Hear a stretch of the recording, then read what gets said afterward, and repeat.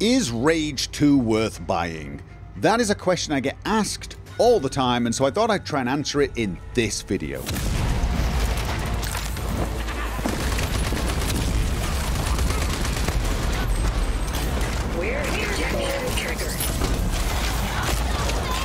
Now this is not a full review. I've not actually finished the game yet, so this is kind of a first impressions. I've got about 25 hours clocked in game, but a lot of that is spent chatting with viewers, so I've probably actually spent a little less on actual playtime, but I've done a reasonable amount and I think I've got a pretty good feeling for, you know, how the rest of the game is going to go. And I need to warn you in advance that this is not going to be an opinion of a hater or a fanboy. If you're somebody who hates this game and wants to come and find someone else who hates this game with the same passion you do, you're in the wrong place. The same is true of if you're a total fan and will hear nothing bad said about the game. I'm a firm believer that you can actually dislike a game and still talk about the parts of it that are good, and likewise you can like a game but still focus on the parts that are bad.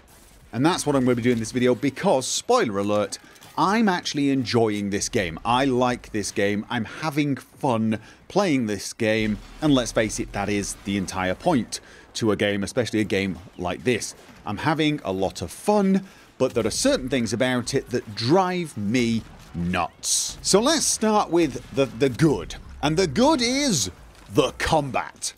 It's absolutely brilliant. The first game was a good game, but I felt it lacked a firm, well, identity. It wasn't sure if it wanted to be a Doom style run and gun, get in everyone's face style of FPS game, or if it wanted to be a more tactical shooter like perhaps Metro. It seemed to be trying to walk some in-between line, and on Nightmare difficulty it was just not quite doing it. I felt like it was trying to be one thing, but underneath, a Doom style game was trying to get out. And in Rage 2, that's what's happened. It's a Doom style game through and through. No apologies. This is a run around, high octane, in your face with explosions and melee and gun style FPS. It is amazing. It's a power trip. It's one of those games where you end up feeling like an absolute badass. On Nightmare difficulty, it was suitably tough, with the enemies really requiring a lot of damage to drop, and they could do quite a lot of damage to you pretty quick. So you learned all the basics of staying on your feet, keeping moving, using your guns, but also using melee, because in the early stages I was running out of ammo. Until I got the shotgun, there were plenty of times where I went a bit too far. Perhaps I was exploring rather than doing the main quest, and I'd got to some places that were a little too tough for me, and I did spend quite a long time running around trying to pick up ammo, taking out one guy at a time, picking his ammo up and trying to take his friend out. It was pretty tough, but you very quickly gain a lot of new tools and a lot of new weapons, and whilst the game stays tough, it feels very fluid. It's very easy to get into a rhythm, and even though you have to keep concentrating mostly, there are some times where you can just, if there's 3 or 4 enemies left, you can just use a couple of powers and splat them all over the wall. But you know what? Those moments really do feel great as well. Yes, you go in, you have a few tough battles where there's 20 and 30 people and you're really having to use all your skills and all your weapons, but once you've whittled them down to about 4 or 5 guys and you've got it under control, you can start playing with them. You can start using your powers in interesting ways and just, I don't know, being a little cocky and enjoying every moment of it. The character himself, it feels like a mixture of someone from like Mass Effect, the Vanguard, with his biotic skills of charging and perhaps throwing warps, but with all of the Doom Marines training and weaponry. It's like if you took a Vanguard from Mass Effect and the Doom Marine and smushed them together for the ultimate badass. That's what you've got. So you're running around, you're double jumping, you're shooting things in the face with a shotgun, but you're using shatter and you're charging around and moving really, really quickly and just... I mean, I sort of described it as being like, if Warframe is being a space ninja with magic, Rage 2 is being a post-apocalyptic ninja with magic. It's just awesome. It's a power trip. The combat's awesome. Can't say enough good about it. That is the reason to play this game, hands down. No fair! So, what is the bad then? Well, let's start with vehicles. The driving in this game is not brilliant. It's not terrible, it's not really difficult. The main car, the Phoenix, is reasonable to drive. It's pretty damn tough, but it's nothing special. And the driving is a little weird to handle at times. You've really got to get used to power sliding to turn, otherwise you will understeer everywhere. But, you know, you will get the hang of it. It's just not something I really enjoyed as much as I enjoyed in Rage 1. Rage 1's vehicle combat was actually kind of fun, and the races were cool as well. Now, this game has a lot of different cars, but you sort of collect them and put you in the garage, but you can't upgrade them. And so far, I've had very little reason to use them once I've actually stored them in my garage. So, honestly, I feel like there was a bit of a wasted opportunity here. Now, luckily, racing is not as big a part of Rage 2 as it is in Rage 1. You can pretty much get away with using the Phoenix as a mode of transport, getting from A to B, and not a lot else. There is one race you do need to win for the main quest, but I did it on my second attempt. You just, you do it once, you learn the map, you get the basics of the car, because it is a car you will have never driven before, and it handles completely differently to the Phoenix. But then you probably will get it on your second run. So it's not difficult, it doesn't feel like it adds much. There is vehicle combat. Chasing down a convoy and destroying it is fun the first once or twice maybe, but it rapidly becomes very, very boring. And honestly, you only need the upgrade parts for a few upgrades, and those include things like the ejector seat. And I'd say actually the ejector seat is probably the only essential upgrade because it's fun. Really it is. All of the others are to help you in vehicular combat, and honestly, I didn't enjoy the vehicular combat well enough to actually care. I have upgraded a lot of the upgrades. I will probably max them out just because that's the sort of person I am, but it's not because I have a real burning desire to do road combat. Oh, I do have to briefly mention once again, at the time of making this video, the key bindings for bikes and for helicopters are broken. They're not working. It's completely bizarre. It's totally unacceptable. But if you rebind the movement keys for vehicles, unfortunately, it will not apply to the right-hand turn for your bike. If you go along to the settings and look at vehicles, you can redefine the left, right, accelerate and reverse. Some people were thinking you could redefine them in the bike section. No, the bike section just has tilt forward and backwards. These are the keys I've got set for steering, but steering right is hard-coded to D. So no matter what keys you use, you're gonna have to press the D key. For the helicopter, which again has its own section, but this is only for raising and lowering, the accelerate and reverse are hard-coded to W and S. That's right, if you redefine the keys for helicopter and you don't want to move your hands over to your W and S keys, you have to strafe everywhere. You can actually do it. You can actually go up and then just sort of turn and then drift sideways everywhere. So that is an annoyance. Maybe they'll have fixed it by the time you listen to this video. Another way in which I think this game is a little worse than Rage 1 is the narrative flow, the way the game progresses. In the first game, you sort of progressed along the main quest and along the way got lots of little side quests. It was a game that was very focused around missions. You hung around a town, you picked up missions, you went out to a location, you spent half an hour to an hour in that location killing everything, and then you came back to get your reward from the quest giver. Fairly standard stuff, the sort of stuff you'll be used to in a lot of games. It felt like it was trying to be something like Borderlands. It didn't quite live up to that because it just did not have the number of quests required to make that interesting. It really was a little lacking in content. Rage 2 has gone for more of a sort of Ubisoft approach. It's just given you a massive open world and filled it with fairly generic, repetitive events. And it just feels very bland. It reminds me, as all Ubisoft-style games do, it reminds me of a kid's sports day. If you're a parent and you've ever taken your kids to a sports day, or you're a kid, you remember your childhood, you remember those sports days you turn up and your kid goes and does three-legged race, sack race, egg and spoon race, all of these different things, right? And they go from event to event and they do them and they have a little card, and when they've done it, they get a stamp on the card, and when they've got all of the stamps on all of the spaces on the card, they can go and get an ice cream.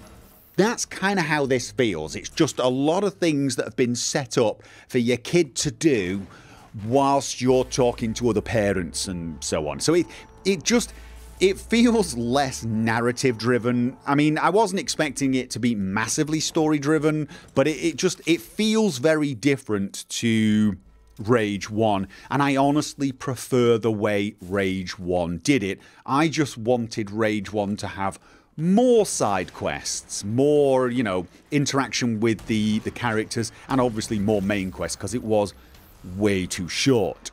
That isn't to say doing these tasks is not fun, because once you get to the task, you're just fighting usually. You just go off and you kill a lot of people, and that is fun. I prefer the connectivity between the tasks, between the missions, to make a little more sense and to feel a little more like quests given to people rather than just stuff to do in an amusement park. And the final thing I don't really like about this game, and it's probably the most important, is its focus on scavenging. You spend a lot of time at each location usually just looking for storage containers, data pads and arc chests. And some of them are dead easy to find, some of them are put in really obvious places, but some of them are hidden or placed up high or just in awkward places you might not think to look, or you think you've looked but you've not. And so you can spend extraordinary amounts of time just running around a location that you finished killing everyone in ages ago, desperately trying to find that last bloody container. And they've done this deliberately. There's no way we can avoid this. They have put these containers in weird places to try and make you spend time doing this. And unfortunately, it just doesn't work, at least not for me, because it's time spent doing something that's not interesting. And I'm not against looting and scavenging in games. It depends on the game. Some games are all about scavenging, survival games, trying to, beat the harsh world. This is not such a game. This is a game that's about stomping your enemies into paste and giggling like a madman whilst doing so. It is not a game that should be about running around looking for plastic food hampers that happen to have pink lids on. There's no other way to say this. It's just not fun. It doesn't add anything to the game except a time sink. In fact, it's the opposite of fun. It's boring and a little frustrating. And boring and frustrating don't belong in any game, but certainly not one that has moments of high-octane excitement like this. And it sets up a very, very weird cycle. You know, you travel somewhere for 5 minutes, you fight for 10 minutes, and then you scavenge for between 10 minutes and half an hour, depending on how much you want to find that 7th bloody container that happens to be hidden in a patch of grass behind some boulder, like a quarter of a kilometre away from where you actually fought. I mean, it really, really does sometimes take that much time if you don't want to just run off and cheat and get all the locations. And I suspect a great number of players are just going to do that. Get the locations and follow a walkthrough for the containers. Nothing else, just the bloody containers. The arc chests are less of a problem. They do make a small noise. The data pads are very annoying, but again, you know, it's you can actually see a little glow on those sometimes. Some of the storage containers are actually put in dark spaces where you almost have no visibility. So dark you could barely see the container until you get round top of it and start hitting it. And this is in a game that doesn't actually have a flashlight, which also probably should go on my list of things I don't like. You've got unbelievable technology, smart rockets and all sorts of other powers, but a bloody flashlight is beyond you. And don't even get me started on the wooden containers that drop ammo. They are so annoying, not because they're hard to find, it's just sometimes they're hard to bloody break. Melee. You could be standing next to them trying to melee them, getting in weird angles trying to melee. It's just not hitting. I've just given up now and I shoot the ammo containers. I'll use a little bit of ammo to get a little more back. I just can't be bothered. They have got to fix that. That needs, you know, those boxes should have a bigger hitbox so they destroy quicker. It's just a little frustrating. Now, there is an upgrade that will help you find loot a little easier. Close your eyes if you don't want spoilers, because I'm going to show people where that is. And so close your eyes, I'll tell you can open them when it's okay. You can actually get some upgrades that will help find certain of these objects. And it's definitely worth getting, but it doesn't make the scavenging process any more fun or any less boring. In fact, it literally makes it less boring and less frustrating. That's the best way to describe it. You can open your eyes now. And I'm sorry, I don't want to have to upgrade something to make a game less boring and less frustrating. That's just a backwards mentality. Now, the counter argument is going to be, but you don't have to get all of those containers. And that is absolutely true. It really is. You don't need all of the arc chests, you don't need all of the storage containers, and you certainly don't need all of the data pads. You really, really don't. Except for two things. One, those storage containers and arc chests really are the main rewards. Those are the places, those are the containers that will give you the upgrades for your character, for your weapon, etc. They are the main reward. You go back to the quest giver, if you got it from a quest giver, they won't give you anything. This is what your reward is, and if you don't get all of them, you will not be as big a badass as you could be. Now, again, you don't need to be as big a badass as you could be. It's possible, I would imagine, to play this game all the way through with half the amount of upgrades that I'm probably going to get. It might be a tiny bit tougher, but I actually think it would still be playable. And perhaps in a second playthrough, I might actually do that. Do a playthrough where I don't upgrade anything and see if I could do it on Nightmare difficulty.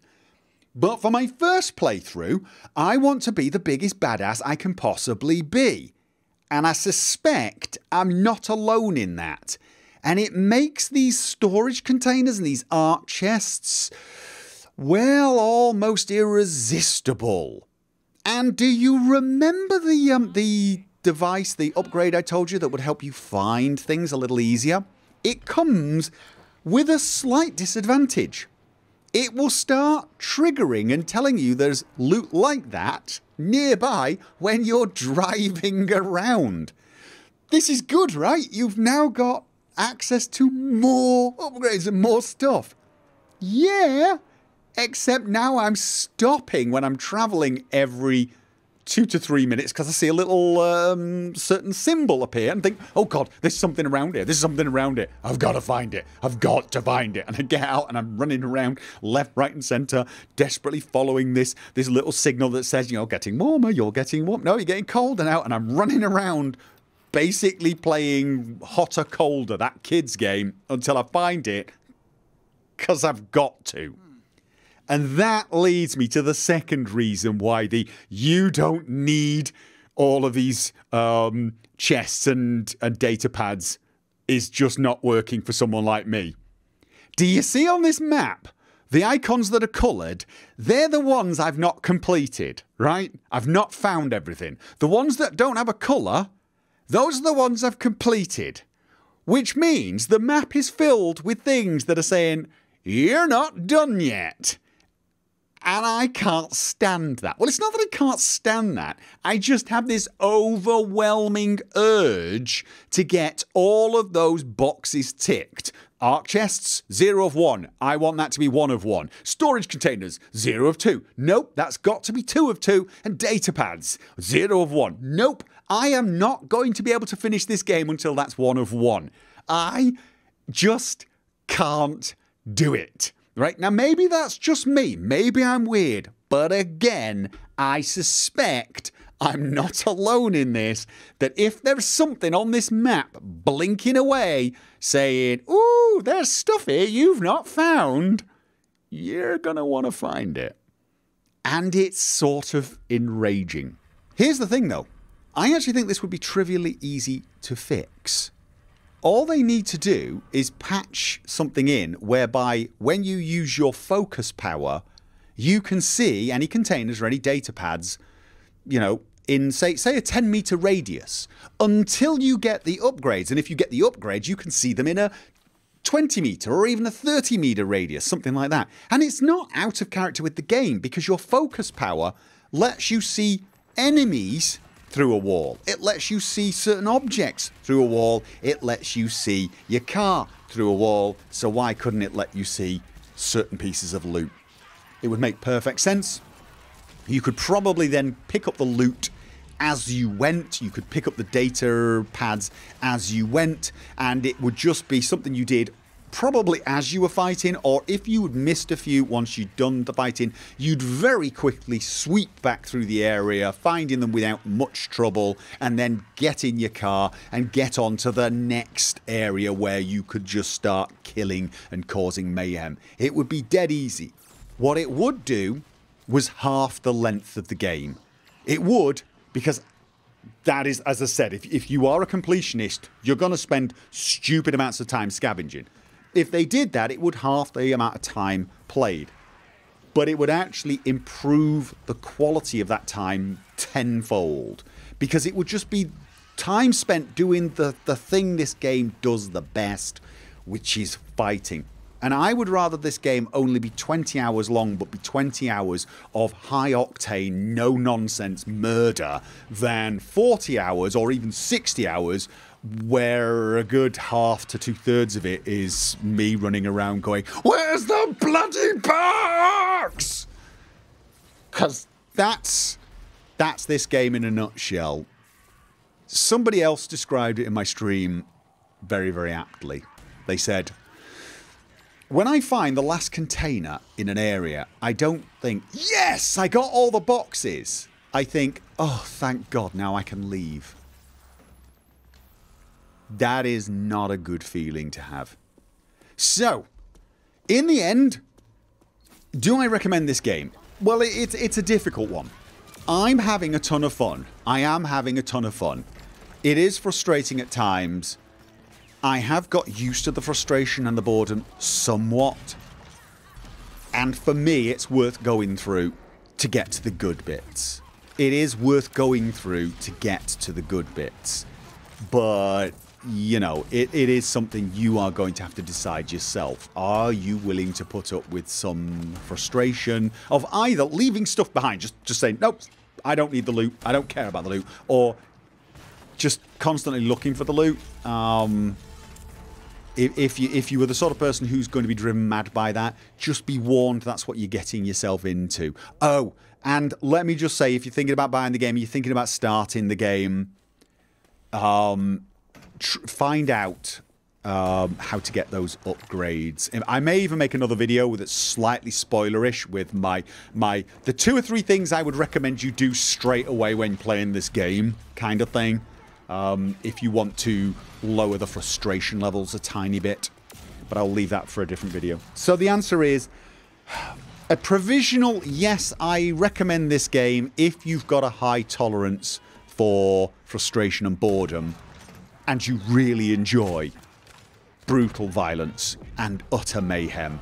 Because when it comes to the brutal violence and utter mayhem, Rage 2 has knocked it out of the park. And for me, the trade-off is just about worth it. It is just about worth it. And so I'm going to finish this game, and I'll probably even do a second playthrough. And I'm going to enjoy it. Bear that in mind. And I hope this gave you some information, helped you make a decision as to whether or not you should purchase this game. So anyway, thank you for listening, and I will catch you guys next time.